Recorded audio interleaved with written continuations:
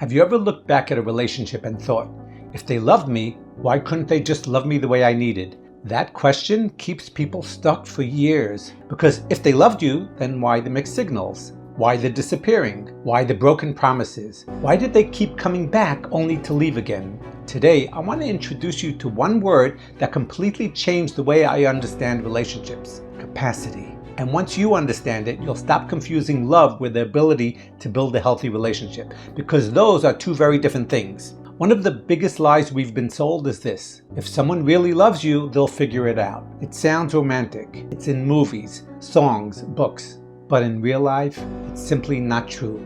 Love is a feeling. Capacity is a skill.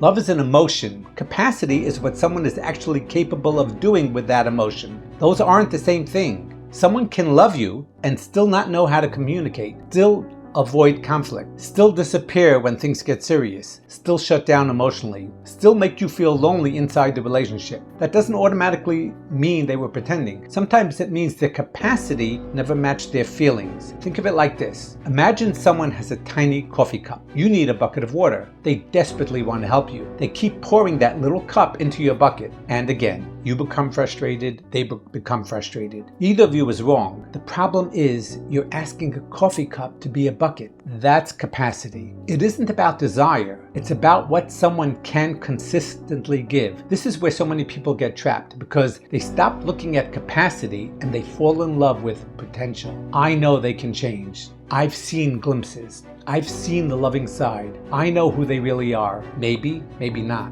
But here's the question that matters. Who are they consistently? Because relationships aren't built on someone's best weekend. They're built on their average Tuesday. Anyone can be amazing for a weekend. Capacity shows up over months, years. Consistency is where capacity reveals itself. I've worked with people who stayed for 5, 10, even 20 years waiting for potential to become capacity. They weren't in love with the relationship they had. They were in love with the relationship they hoped was coming. That's heartbreaking, because every little improvement feels like proof. Every breadcrumb feels like progress. Every affectionate weekend feels like, finally, we're getting somewhere. But then everything goes back to the way it was, and you're left wondering what happened. Nothing happened. You just saw their potential again, not their capacity. One of the hardest truths I've had to accept is this: someone's inability to love you well isn't proof that you weren't lovable. It's proof that love by itself isn't enough. Think about that. We've all met kind people who would make terrible partners. We've met generous people who can't communicate, funny people who can't commit, loyal people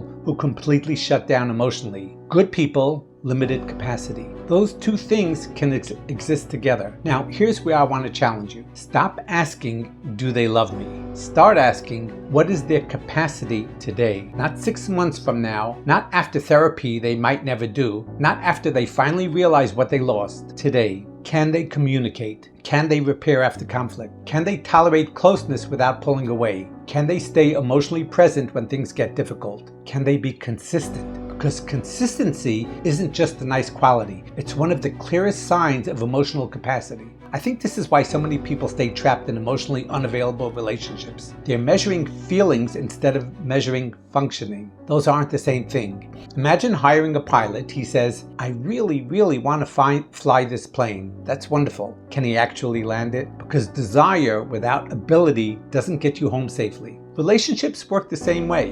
And before someone misunderstands me, capacity isn't fixed forever. People absolutely can grow. I've seen incredible transformation. People become more emotionally available, more secure, better communicators, more consistent. But here's the part people don't like hearing. Potential doesn't heal your loneliness. Current capacity does. You can't build a healthy relationship with who someone might become. You build it with who they repeatedly show you they are today. That distinction can save you years of pain. If you've been blaming yourself, thinking, if only I'd been more patient, if only I'd love them better, if only I'd said the right thing, I want you to hear this. You cannot love someone into a capacity they don't yet have. You can inspire growth, you can support growth, but you cannot create it for them. And trying will exhaust you. I've seen people spend years trying to become the missing emotional skill set for the other person. It's fucking heartbreaking. because eventually they lose themselves. This is one of the biggest lessons I've learned, and it's become one of the foundations of everything I teach here as the Heartbreak Guy. Capacity matters more than potential, because potential is a promise, capacity is reality. If you're constantly surviving on hope instead of experiencing consistency, you're probably loving someone's future while starving in their present. If this video describes exactly what you've been living through and you'd like help untangling it, I work with people every week. We can meet through pop call, by chat, voice, or video,